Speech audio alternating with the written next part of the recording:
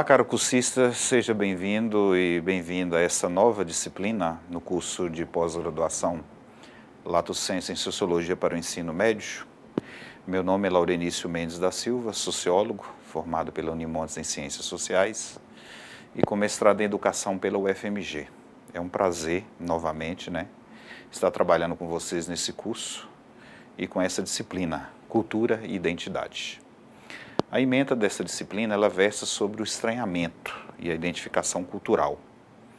Um conceito antropológico de cultura, cultura e identidade, cultura e espaço escolar, currículo e cultura escolar e a cultura escolar brasileira, a pluralidade do espaço escolar, a construção da identidade e a relativização das diferenças no espaço escolar. As dimensões coletivas e individuais das diferentes culturas do espaço escolar, a cultura e a nacionalidade, o nacional, o regional e o local, e a cultura brasileira e a indústria cultural.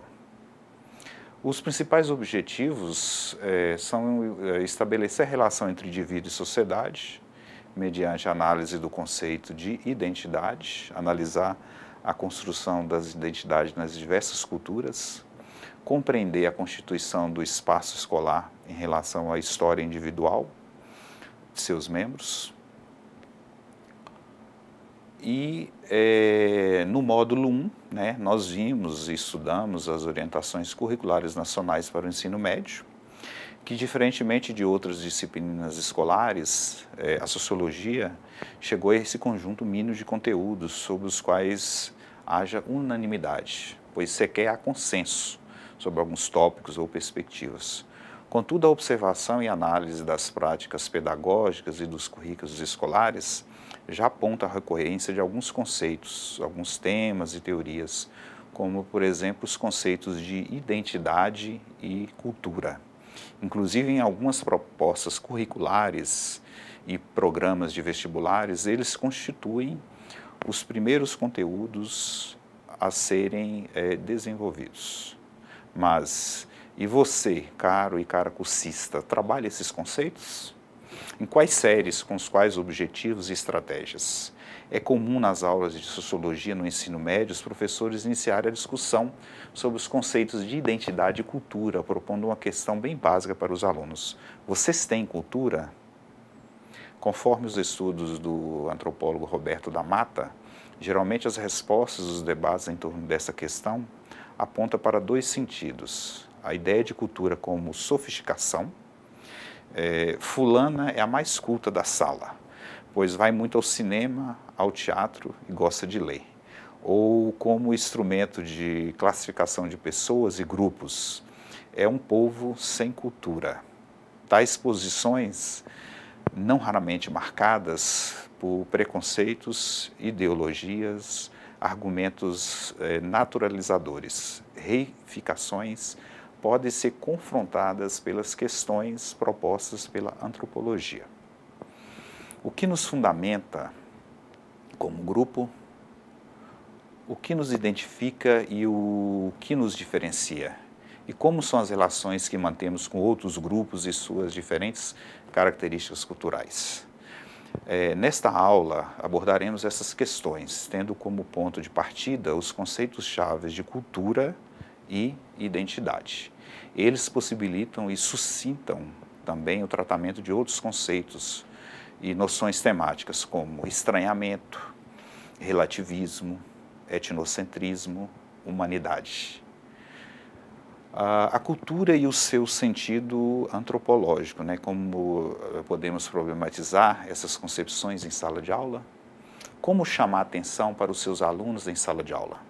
Como chamar atenção para os seus limites e seus usos potencialmente perigosos? O Roberto da Mata nos dá uma pista. Para ele, muitas vezes, a noção de cultura, enquanto instrumento de classificação, serve como uma arma discriminatória contra diferentes idades de socialização. As gerações mais novas são incultas. As etnias, os pretos não têm cultura. Sociedades conhecidas. Os franceses são cultos e civilizados, em oposição aos americanos, que são ignorantes e grosseiros. Sociedades conhecidas com tradições diferentes, tratar os grupos indígenas, por exemplo, como sendo sociedades que estão na idade da pedra e se encontram em estágio cultural muito atrasado. Assim, talvez seja interessante debater as respostas dos alunos e mostrar em quais estariam implícitas ou explícitas mensagens sexistas, racistas, etnocêntricas, xenófobas. Eles também poderiam desenvolver pesquisas na escola, na comunidade, na família, sobre as concepções de cultura. E a partir da discussão dos resultados e da desconstrução das respostas, eles poderiam compreender, com a mediação do professor, como a antropologia concebe cultura, identidade, estranhamento, alteridade, relativismo. Para melhor compreender essas representações sociais sobre cultura, é importante lembrar os estudos de Serge Moscovici. Para ele, haveria dois universos do pensamento. Existiriam os universos consensuais, nos quais o indivíduo, com base no senso comum, é livre para manifestar opiniões, propor teorias e resposta para todos os problemas. E haveria ainda os universos reificados, espaços regidos pela lógica científica, onde o indivíduo tem a participação condicionada pela sua qualificação, isso é, pelo domínio reconhecido de um saber específico. O autor propôs estudar justamente quais as transformações que ocorrem com certo conhecimento sistematizado em função da sua passagem do domínio especializado para o domínio popular. Sua conclusão é que nesse processo surgem as representações sociais, verdadeiras teorias do senso comum. Foi o que ele teria observado em relação à incorporação da psicanálise por diferentes grupos sociais na França na década de 50. Ele havia se transformado numa psicologia do conhecimento cotidiano. Nesse sentido, é interessante notar que a ideia de cultura como sofisticação, hoje amplamente arraigada no senso comum, estava presente lá na pré-história da antropologia, em alguns estudos culturais de intelectuais como Mathieu Arnaud. A cultura, para ele, é a busca da nossa perfeição total mediante a tentativa de conhecer o melhor possível o que foi dito ou pensado no mundo em todas as questões que nos dizem respeito. Naquele contexto histórico, no século XIX, marcado por transformações sociais, advinda de revoluções políticas e econômicas na Europa, a aquisição de cultura do ponto de vista conservador seria um instrumento interessante para lidar com a desordem social, refinando e integrando as massas incultas, conforme Gordon Matheus. Essa ideia de cultura, enquanto busca de refinamento, permanece ainda hoje. Sou culto se consigo assistir uma ópera sem cair no sono. E se puder fazer comentários inteligentes, ou pelo menos fingir fazer comentários inteligentes, a respeito das sutilezas da literatura e da arte. No filme do Woody Allen, Noivo Neurótica, Noiva Nervosa, há uma cena bem humorada que exemplifica bem a ideia acima. Na fila de um cinema, o personagem principal, o Singer, representado pelo próprio Woody Allen, reclama cada vez mais para Annie de um indivíduo atrás dele, um estereótipo intelectual que compulsivamente expõe teorias sobre arte. De repente, ele cita as teorias de Marshall McLuhan. Nesse momento, Singer não se contém mais e começa a discutir com o sujeito. A discussão fica acalorada, então ele sai da fila e busca o próprio McLuhan, que detona os comentários do pseudo-intelectual, lhe dizendo laconicamente: você não entendeu nada do que eu escrevi. E cabe observar, como lembra Eduardo Montagnari, citando Hannah Arendt, que a palavra cultura em sua origem queria dizer tomar conta, preservar, preparar a terra. Cultura significa agricultura, um significado romano referente à terra que foi cultivada, que o trabalho fez produzir alimentos e que recebe as sementes plantadas, como recebe os mortos enterrados, e que foi fazendo cultura se transformar em sinônimo de memória. Assim possui cultura aqueles que se fixam em um determinado lugar, cultivam a terra e cultuam seus antepassados, sua memória, que fazem e contam sua história. Para o autor Montagnari, a extensão do sentido original de cultura relacionado aos campos acadêmicos e artísticos não seria de difícil compreensão, pois da mesma forma que a palavra queria significar o cultivo da terra, passou a se referir também ao ato de cultivar o pensamento, as ideias, o espírito. Não é outra razão de ouvirmos frequentemente expressões do tipo: fulano é uma pessoa muito culta, cicrano não tem cultura. O termo passou a ser sinônimo de erudição, de instrução, de refinamento, como vimos anteriormente. Pode-se afirmar que os antropólogos resgataram, pelo menos em parte, o significado latino do termo, no que diz respeito à sua amplitude. Como Gordon Matheus, os antropólogos refizeram esse conceito de cultura com um objetivo: aplicá-lo não somente a poucos seres humanos cultos e sofisticados, mas a todos os seres humanos. Na palavra de Gifford Geertz, cultura não é apenas um ornamento para a vida humana, mas sim sua condição essencial. Dessa forma, como seres humanos, todos nós somos cultos. A história de reelaboração desses conceitos é longa e se confunde com a própria história da antropologia. Não cabe nessa aula retomá-la, porém cabe ressaltar que alguns aspectos da concepção de cultura como instrumento de classificação social também estava presente lá no nascedouro da antropologia. Edward Taylor e Lewis Morgan frequentemente são aceitos como fundadores da ciência antropológica nos fins do século XIX. Conforme Gordon Matheus, eles teriam tomado o conceito de Arnaud e utilizaram no que consideraram o processo de evolução cultural nos termos de Morgan, da selvageria ao barbarismo, à civilização. Dessa perspectiva, todos os seres humanos, mesmo os, entre aspas, primitivos, guardavam a possibilidade de se tornarem cultos, o que significava, naquela época, se tornaram iguais aos europeus e norte-americanos. Conforme Rafael Santos, essa ideia de que as sociedades evoluem das mais simples para as mais complexas, da selvageria para a civilização, passou a questionada no momento que os antropólogos começaram a travar contatos mais próximos com as sociedades nativas, indígenas, e observaram que seus sistemas simbólicos, cosmologias, línguas, caracterizavam-se com complexidade imensa. De acordo com Matheus, dentre esses antropólogos, Franz Boas é amplamente aceito como o primeiro a pensar não em cultura, mas em culturas. Assim, não existiria uma cultura universal utilizada para classificar as várias etapas da evolução humana. Existiriam, sim, sociedades particulares com suas próprias culturas, singulares, coerentes, inclassificáveis, que não seriam passíveis de julgamento em relação a outra. De acordo com Matheus, a história da antropologia cultural, desde Franz Boas, é marcada por argumentos, debates, questões sobre os significados específicos de cultura. Todavia, permeando todas as controvérsias, sempre esteve presente uma definição básica de cultura.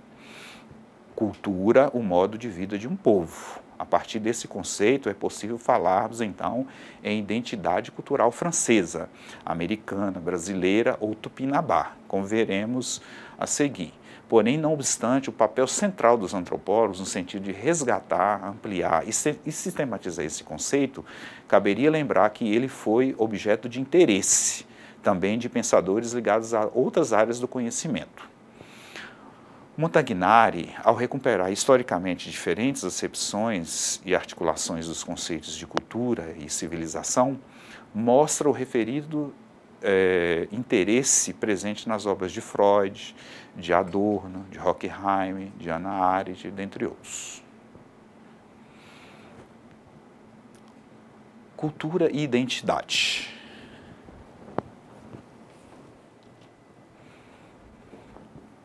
Se do ponto de vista antropológico, cultura é o modo de vida de um povo, então, para o antropólogo Roberto da Mata, ela acaba por funcionar como um mapa, um receituário, um código. E justamente por partilhar esse código, a cultura é que um conjunto de indivíduos com interesses e capacidades distintas e até mesmo opostas transformam-se num grupo e podem viver juntos, sentindo-se parte de uma mesma totalidade. A identidade.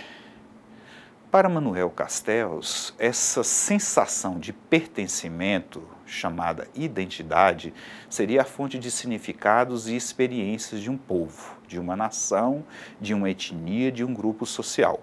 É um processo de construção com base em um ou mais atributos culturais: a língua, os costumes, a religião, as expressões artísticas, como a dança e a música.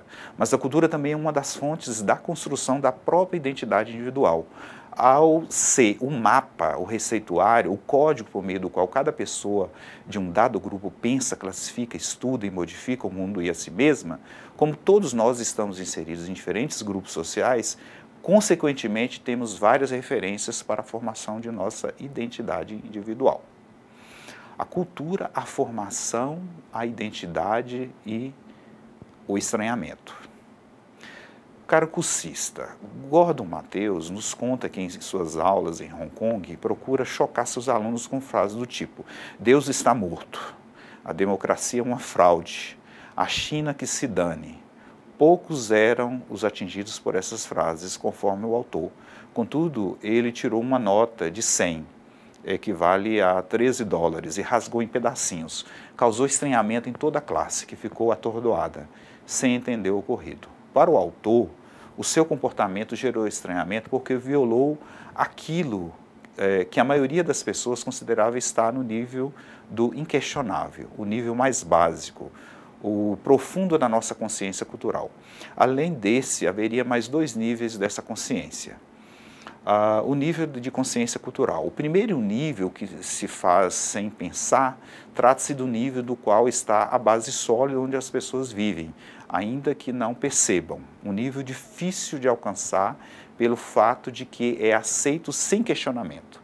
Ele é construído com uma certa linguagem e um conjunto de práticas sociais que condicionam a própria maneira como o indivíduo se compreende e percebe o mundo circundante. Para Matheus, o indivíduo pensa justamente por intermédio dessa linguagem, por isso não consegue compreender como ela molda o seu pensamento. Além do mais, ele vive em meio a práticas sociais aceitas, consequentemente não consegue compreender também como elas o levam a viver de certo modo e não de outro. O autor ressalta que a história das ciências humanas, de Marx a Freud, até Pierre Bourdieu, Michel Foucault, Ernest Becker, tem sido a de desnudar, desnaturalizar os fenômenos sociais, provocar estranhamento em relação aos aspectos da vida em sociedade, aceitos sem questionamento.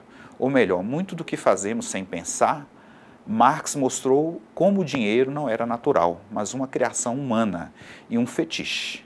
Freud revelou que nossa racionalidade consciente é uma fina película sobre o inconsciente irracional. Beck explorou como são fictícios o significado da vida pelos quais nós, sem pensar, vivemos. Para Bergman e Luckmann, o problema é que o sujeito apenas chega à consciência na infância depois de ter sido formado culturalmente e adquirido a linguagem. Esta, então, aparece para as crianças como inerente às coisas e elas, então, não conseguem mais perceber seu caráter convencional e arbitrário. Uma vez que a criança é parcialmente condicionada, antes que possa manipular os símbolos, ela é formada sem ser capaz de colocar qualquer distância entre si mesma e o que lhe está acontecendo. O resultado é que a pessoa desempenha seu estilo herói automaticamente e sem crítica pelo resto da vida. Para avançar mais na reflexão sobre as possibilidades ensejadas pelos estudos antropológicos, especialmente em relação às capacidades de estranhar, desnaturalizar, relativizar, respeitar a diversidade cultural, nada mais interessante do que voltarmos aos clássicos da antropologia, como Francis Boas, Bronislaw Malinowski, que com suas experiências de campo sabiamente nos ensinaram. Frequentemente me pergunto que vantagem nossa boa sociedade, entre aspas, possui sobre aquela dos, entre aspas, selvagens, e descubro quanto mais vejo de seus costumes que não temos o direito de olhá-los de cima para baixo, onde o nosso povo poderia se encontrar. Hospitalidade tão verdadeira quanto aqui, referia-se aos esquimós. Nós, pessoas altamente educadas, somos muito piores, relativamente falando. Creio que se essa viagem tem para mim, como ser pensante, uma influência valiosa, ela reside no fortalecimento do ponto de vista da relatividade a toda a formação que a maldade, como o bem, como o mal, ou como pessoa, reside na formação do coração, que eu encontro ou não, tanto aqui quanto entre nós. A ideia geral que se faz é que os nativos vivem no seio da natureza, fazendo mais ou menos aquilo que podem e querem, mas presos a crenças e apreensões irregulares, fantasmagóricas. A ciência moderna, porém, nos mostra que as sociedades nativas têm uma organização bem definida. São governadas por leis, autoridades e ordem, em suas relações públicas e particulares, e que estão, além de tudo, sob o controle de laços extremamente complexos de raça e parentesco. As suas crenças e costumes são coerentes e o conhecimento que os nativos têm do mundo exterior lhes é suficiente para guiá-los em suas diversas atividades e empreendimentos. Suas produções artísticas são cheias de sentido e beleza. Cultura, identidade e nacionalidade. O conceito de cultura contribuiu para o entendimento do processo de construção das identidades, sejam elas locais, regionais ou nacionais. Mas será que esse conceito seria suficiente para entendermos a questão da identidade no contexto atual de interdependência dos mercados e emergência de novas tecnologias da informação? Então, a partir da década de 70, a cultura brasileira e a identidade nacional, no período de redemocratização, diversas identidades sociais buscavam a afirmação. As identidades etárias, representadas pelo jovem enquanto categoria social, mais tarde também pelos idosos, a identidade de gênero, mulheres e homossexuais, e as identidades religiosas, as identidades étnicas, índios e negros, e as identidades regionais. Uma revisão dos estudos da graduação, nos quais classicamente a cultura pode ser concebida nas palavras de Roberto D'Amata como um mapa, um receituário, um código, através do qual as pessoas em um dado grupo pensam, classificam, estudam e modificam o mundo e a si mesmos, é justamente porque compartilham de parcelas importantes desse código, a cultura, que um conjunto de indivíduos com interesses e capacidades distintas e até mesmo opostas transformam-se num grupo e podem viver juntos, sentindo-se parte de uma mesma totalidade. Naquela perspectiva, o conceito de cultura contribuiu para o entendimento do processo de construção das identidades, sejam elas locais, regionais ou nacionais. Mas será que esse conceito seria o suficiente para entendermos a questão da identidade no contexto atual das interdependências dos mercados e emergência de novas tecnologias da informação? E nessa conjuntura, temas como fluxo, mobilidade, recombinação e emergência tornam-se cada vez mais presentes na reflexão sobre cultura. Por outro lado, conforme o autor, há antropólogos que retomaram, de certo modo, o tema da difusão cultural, ao voltarem sua atenção para as questões da cultura material e da tecnologia, em função de um interesse na globalização.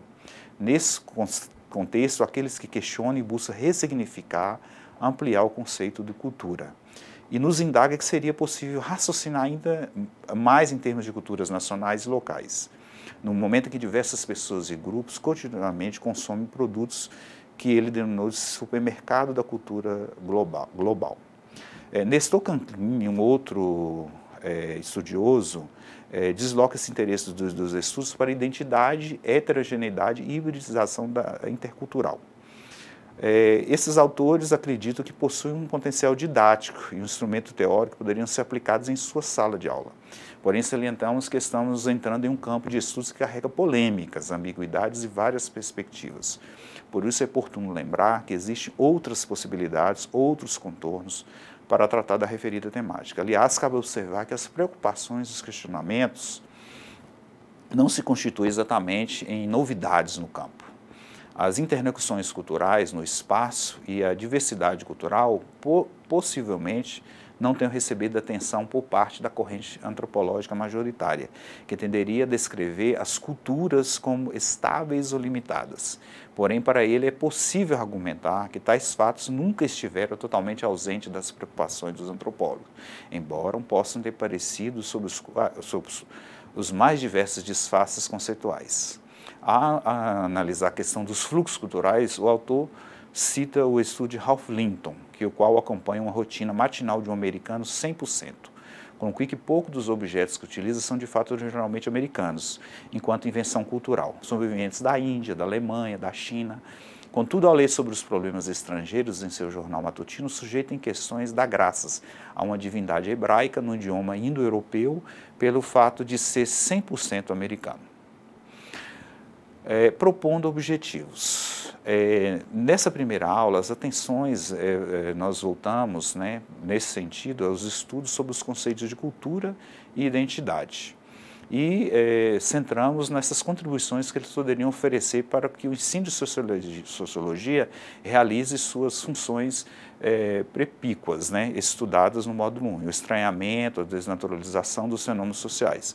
Por isso tivemos como ponto de partida a concepção clássica de cultura, o modo de vida de um povo.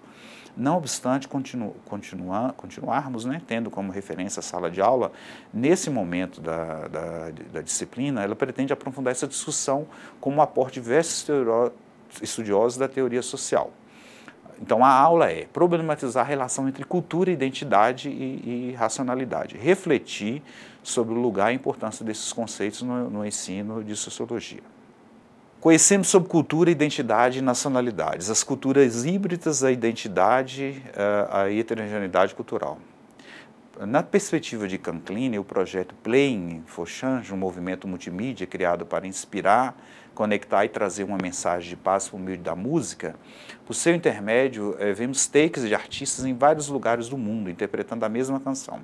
Seria um exemplo de processo de hibridação cultural. Da mesma forma, são as misturas de ritmos andinos e caribenhos, de melodias étnicas com músicas clássicas ou contemporâneas. A reinterpretação jazzistas de Monses, promovida pelo grupo afro-cubano Iraquerê, e a reelaboração inglesa hindus efetuadas pelos Beatles e Peter Gabriel. Conforme o autor, se você procurar em sua casa, provavelmente encontrará discos em que se combinam música clássica e jazz, folclore, tango e salsa, incluindo compositores como Piazzolla, Caetano Veloso, Rubem Blades, que fundiram esses gêneros, cruzando em suas obras tradições cultas e populares. Caso Caetano Veloso, no que se refere particularmente ao tropicalismo, pode oferecer um elemento muito rico para essa reflexão. A mistura tropicalista teve como inspiração o antropofagismo de Oswald de Andrade, que rompia com a dicotomia internacional-nacional, numa proposta estética que era assumidamente ideológica e política. Se possível, vários exemplos de hibridização no campo musical, de artistas ou movimentos musicais. Conforme Canclini, os processos incessantes e variados de hibridação colaboram para relativizar ou pôr em evidência as contradições de postulados, conceitos e distinções dicotômicas, como a noção clássica de identidade, apresentada na aula anterior, a tendência de um setor de estudo antropológico de considerar as identidades como objeto de estudo, oposição entre identidade local, busca de afirmação, sociedade nacional e globalização. Para esse autor, vivemos em um mundo fluidamente interconectado pelas novas tecnologias da informação e da comunicação, no qual as marcas identitárias organizadas em conjuntos mais ou menos estáveis, etnias, nações, classes, estão se reestruturando em meio a conjuntos interétnicos, transclassistas e transnacionais. É nesse contexto que, para alguns autores, faz-se necessário deslocar o centro da identidade para a heterogeneidade e a hibridação intercultural, bem como repensar distinções ou disjunções entre o local, nacional e global. Desse modo, várias formas e componentes dos grupos se apropriam do repertório heterogêneo de bens e mensagens disponíveis em contextos transnacionais, produzem novos modos de segmentação.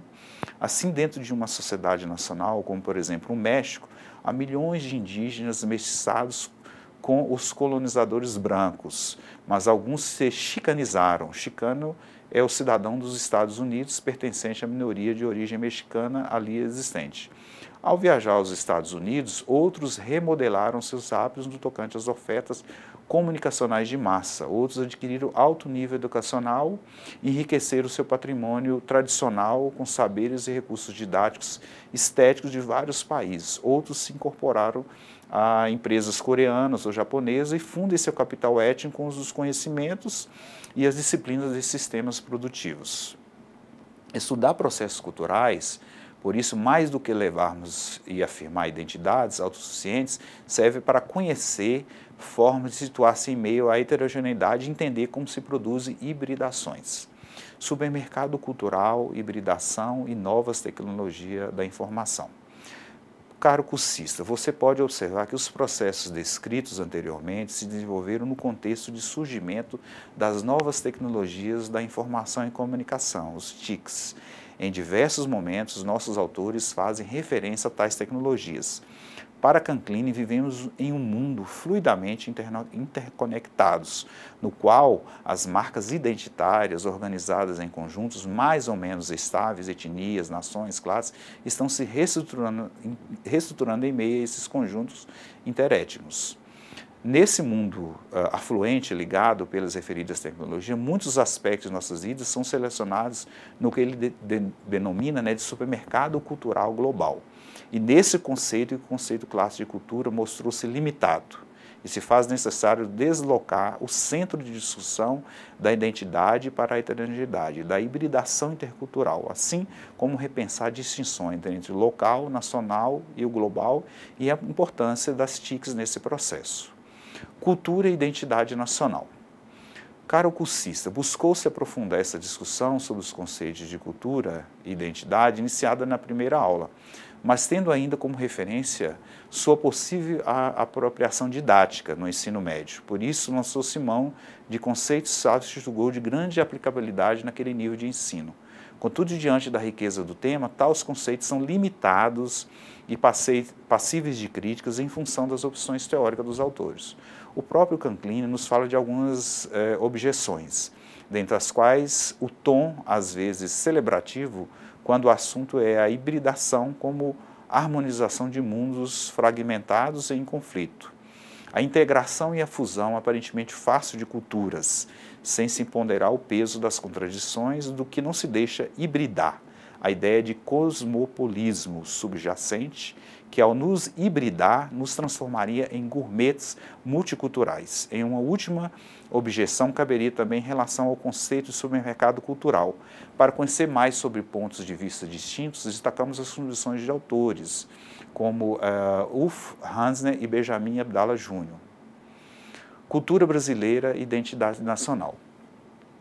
Nós vimos que a partir da década de 70, especialmente no período de redemocratização, diversas identidades sociais buscaram as afirmações identitárias étnicas, representadas pelo jovem enquanto categoria social, mais tarde também pelo idoso, a identidade de gêneros, mulheres homossexuais, identidades religiosas, identidades étnicas, índios e negros e as identidades regionais. Contudo, tais identidades e seus processos de afirmação só puderam ser citados para conhecer mais sobre esses e outros temas, sobretudo quando a gente trabalha com os alunos.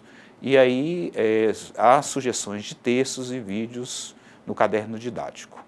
A indústria cultural e o universo jovem.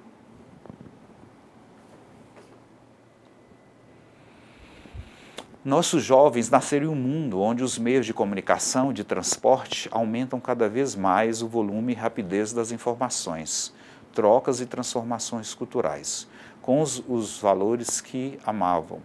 Devido à rapidez histórica, não conseguiam compreender os meandros das relações entre o eu e o mundo, para posicionar-se efetivamente frente a este. Caro cursista, no dia a dia escolar, observa-se como os estilos de vida, as preferências, as posturas culturais apontam para quem são, o que querem ou não ser os jovens, mesmo que muitos não tenham escolhido claramente o que querem ser. Apresentam-se estilos expressivos que os identificam socialmente. Cabe indagar até que ponto tais escolhas e expressões são marcadas pela indústria cultural. Qual o grau de autonomia da juventude? Vimos nas aulas anteriores que existe uma infinidade de fatores que influenciam o que somos em nossas ações e relações sociais. As hibridizações feitas ao longo da nossa história nacional até a atualidade de um mercado global potencializador da pluralidade cultural amplia o leque de possibilidades do que podemos vir a ser. No entanto, essas possibilidades, na maioria das vezes, não estão postas como alternativas a serem conscientemente escolhidas por nossos jovens, já que são percebidas de forma difusa, misturadas, naturalizadas, desenraizadas. Muitas vezes esses jovens não passam de meros consumidores da indústria cultural global, à mercê do que outros decidem ressaltar como bom, belo e comerciável. Sua participação crítica e criativa fica embotada em um mundo de muitos estímulos e pouca memória. Não compreendendo sua localização social, perde o domínio de sua identidade. Quanto mais consciência temos das matrizes históricos culturais que influenciaram nossas escolhas, mais alternativas podemos vislumbrar e, portanto, maior o grau de autonomia perante a diversidade de posições. Mas será que nossos alunos valorizam o conhecimento da história e compreendem sua relação com as suas identidades?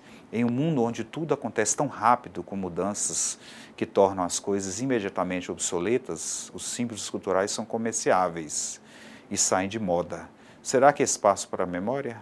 Podemos falar de identidades ou será que são tão transitórias e manipuláveis que esse conceito se torna irrelevante para o posicionamento do jovem hoje?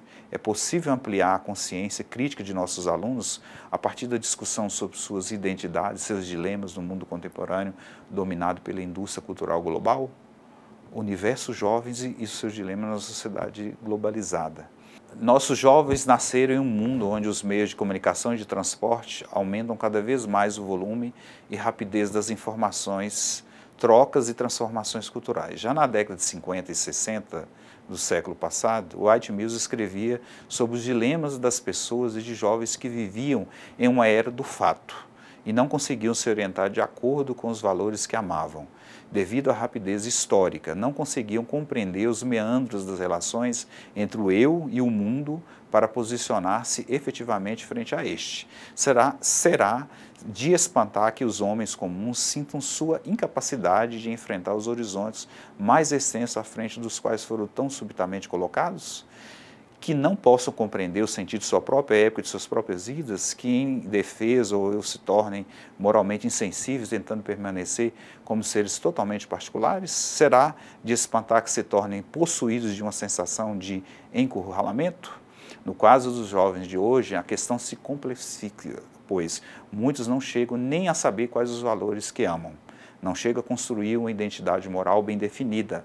Atualmente, a diversidade e a tolerância a ela ganha espaço significativo no amplo processo social. A formação moral, nesse contexto, só torna-se cada vez mais variada e difusa, e os valores incorporados por uma mesma pessoa muitas vezes são contraditórios, sendo mobilizados diferentemente de acordo com cada situação vivenciada.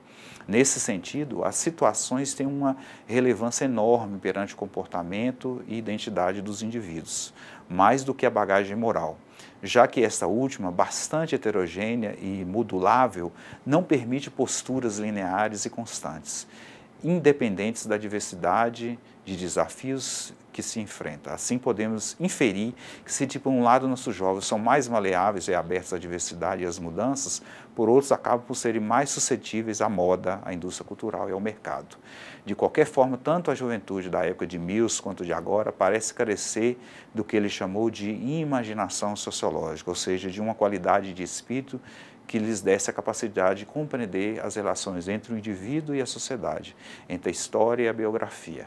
De fato, diversos autores apontam que o homem moderno, por conta de todo o processo histórico, tende a sentir a sociedade como externa a ele, ou seja, não percebe a intrínseca ligação entre o meio social e a sua identidade. Segundo Elias, a dualidade individual e a sociedade construi a partir de vivências reais estabelecidas ao longo do processo civilizador, que são intensificadas a cada dia, desde o advento da modernidade e sua decorrente complexificação social. O processo civilizador descreve rapidamente a construção do hábitos do indivíduo, segundo o momento histórico em que nasce e é socializado. À medida que as sociedades vão crescendo e diversificando, as possibilidades de inserção dos seus membros aumentam, as opções oferecidas a eles quanto ao treinamento, a orientação de seus esforços. Assim, essas pessoas começam a perceber suas diferenças com relação aos outros e a compreenderem-se como indivíduos únicos, que escolhem seu destino. Apesar da diferenciação da formação, existem vários elementos educativos comuns entre os indivíduos participantes nesse mesmo contexto histórico-cultural. Entre os mais relevantes está o treinamento para a contenção dos impulsos, para o planejamento da ação, para resignar-se no presente e projetar os desejos no futuro. Isso amplia a percepção contraditória entre o eu e o mundo. Quando esses impulsos só podem expressar-se na ação, de maneira silenciosa, postergada e indireta, com um intenso autocontrole habitual, o indivíduo frequentemente se vê tomado pela sensação de estar isolado de todas as outras pessoas e do mundo, inteiro por uma barreira invisível. Desta maneira, aprendemos a nos portar como estátuas pensantes, incapazes de nos mover, nos expressar, de nos relacionar com os outros para juntos agirmos conscientemente sobre a realidade. Essa condição pode ser potencializada se considerarmos as questões dadas na discussão anterior sobre indústria cultural e cultura. O espectador olha, tudo se desenrola diante de seus olhos, mas ele não pode tocar, aderir corporalmente àquilo que contempla. Em compensação, o olho do espectador está em toda parte, sempre vê tudo em plano aproximado. Mesmo o que está mais próximo está infinitamente distante da imagem, sempre presente, é verdade, nunca materializada. Ele participa do espetáculo, mas sua participação é sempre intermédio, do corifeu, mediador, jornalista, locutor, fotógrafo, cameraman, vedete, herói imaginário. Identidades, desafios e possibilidades para a juventude. Mesmo que o processo social que leva ao individualismo e à sujeição cultural ao mercado global, percebe-se que os mesmos jovens de hoje buscam identidades coletivas, ou seja, estar inseridos em um grupo, participar de alguma tribo. Parecem não quererem estar sozinhos ou sem marcas culturais que os identifiquem em sua localização social. Indústria cultural e universo jovem. Caro cursista, nessa aula trabalhamos algumas temáticas clássicas referentes ao mundo globalizado que trazem questões pertinentes aos jovens de hoje. No entanto, não nos aprofundaremos na literatura que trata especialmente da questão da juventude. Esta está bem apresentada na primeira disciplina desse modo e na aula sobre os autores que trabalharam com o tema juventude pela sociologia. Outras questões que podem ser aprofundadas são a indústria cultural no Brasil, as repercussões sociopolíticas, da falta de memória e da identidade coletiva. O problema das generalizações conceituais sobre cultura e identidade no mundo de hoje, o consumismo juvenil, os problemas para a saúde física, mental e social. Vamos sugerir alguns textos e filmes, né, que o caderno também vai tratar disso e que nós vamos estar trabalhando com alguma lista que vai aparecer. Na sua sala de aula, né, na escola, na aula do professor, em museus, viagens, rituais de passagem, de iniciação, as primeiras palavras parece que já fazem parte da linguagem predominante entre os professores. Ela constituía aquele primeiro nível de consciência cultural proposto por Gordon Matheus, estudado na primeira aula. A base sólida, mais profunda e difícil de ser alcançada, tocada, questionada, sobre a qual se apoia as relações pedagógicas no interior da escola. Rubem Alves lembra-nos que raramente se estranha, se indaga sobre o sentido de certos conceitos e organizações, procedimentos relativos à educação das crianças e adolescentes. Por exemplo, não se questiona por que os currículos e os programas de ensino são organizados, têm como referencial a cultura, a identidade e a educação. O temporal e as denominadas aulas, elas têm horários definidos. Ao final de cada uma delas, toca uma campainha, e nesse momento a criança tem de parar de pensar o que estava pensando e passar a pensar e o que o programa diz que deve ser pensado naquele tempo. O pensamento obedece às ordens das campainhas, porque é necessário que todas as crianças pensem as mesmas coisas na mesma hora e no mesmo ritmo. E o autor também fala sobre outro fundamento da nossa cultura e nossa prática pedagógica, que é a estrutura espacial da escola. Nela nos deparamos continuamente com corredores, pátios e salas de aula. Esses espaços servem para organizar os alunos em grupos, separando-os uns dos outros. Mas qual a finalidade dessa organização? Haveria outros modos de estruturar o espaço escolar, ou mesmo outras estruturas que poderiam possibilitar a formação e a socialização? e o desenvolvimento pleno das crianças e adolescentes, tendo em vista a inserção em um determinado modo de vida, ou seja, numa cultura? Para Rubem Alves, nós nos esquecemos dessas e de outras questões fundamentais. Com base nessa perspectiva de Mateus, talvez seja assim, porque tais questões nos levariam a colocar em xeque a nossa própria condição de professor, nosso espaço de trabalho, as relações hierárquicas entre os sujeitos nesse espaço. A linguagem utilizada para interpretarmos essa realidade, na qual os termos educação e escola são sinônimos, conforme Brandão, ele vai dizer que a antropologia nos mostra que, de fato, não há um modelo único de escola, muito menos de educação. A escola, por nós naturalizada, com suas salas, corredores, pátios, campainhas, marcando o início e o fim, o que denominamos de aula, não é o único lugar no qual a educação se desenvolve. E o professor não é o seu único responsável. Ele nos fala que, quando os antropólogos, no início do século passado, aprenderam a descrever rigorosamente as sociedades tribais nas Américas, na Ásia, na Oceania, eles quase não usavam a palavra educação, embora quase todos descrevessem as relações cotidianas, as viagens, os rituais de passagem e iniciação, em que as crianças e jovens aprendiam desde a fabricação do arco, a recitação das rezas sagradas. Nessas situações, a sabedoria acumulada do grupo social não dá aulas, e os alunos, que são todos que aprendem, não aprendem numa escola. Todos os membros da comunidade possuem habilidades artísticas.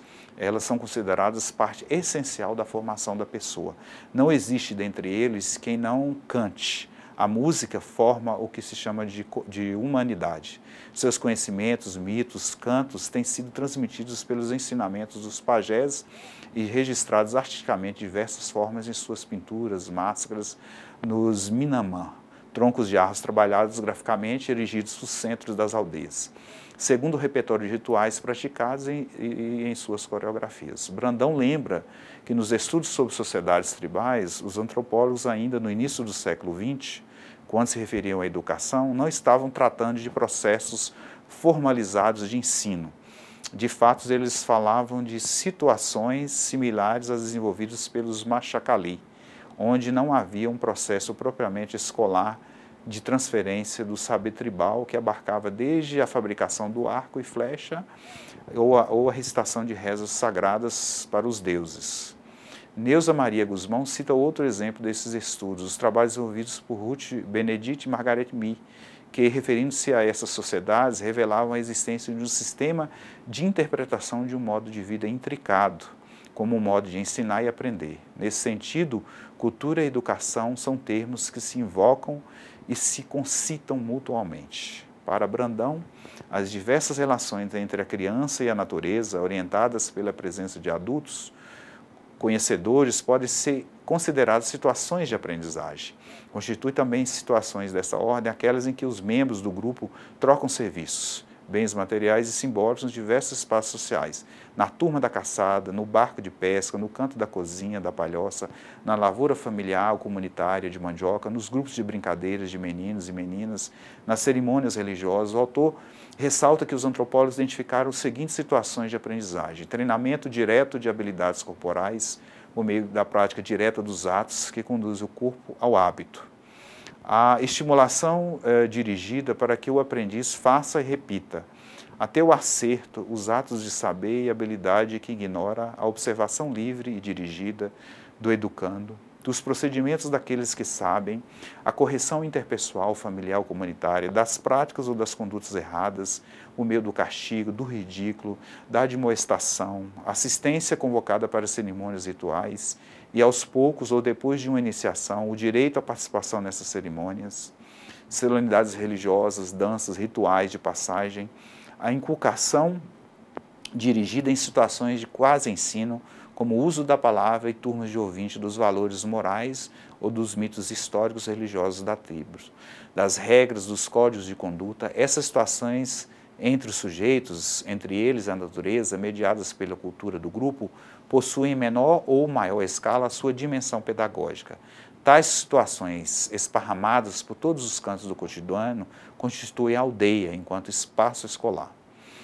Para Brandão, assim mesmo, nas comunidades que não criaram uma escola, se desenvolvem situações, recursos, métodos utilizados para ensinar as crianças e adolescentes, aos jovens e mesmo aos adultos o saber, a crença e os gestos que os tornarão um dia um modelo de homem ou de mulher que o imaginário de uma sociedade ou mesmo de um grupo mais específico dentro dela idealiza, projeta e procura realizar.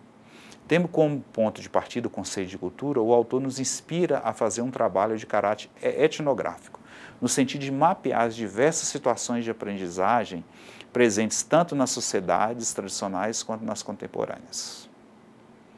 Cultura, identidade e espaço escolar. Caro cursista, como foi visto nas aulas anteriores, nessa última aula especificamente, devido às novas tecnologias da informação, gerou-se um cenário contemporâneo extremamente dinâmico, tornando a tarefa de educar cada vez mais complexa e não menos angustiante. Seria leviano reproduzir padrões educacionais ou montá-los e repeti-los indiferentemente, sem uma reflexão sistemática sobre os conceitos socioculturais e políticos com os quais estamos deparando e que se conformam no nosso cotidiano.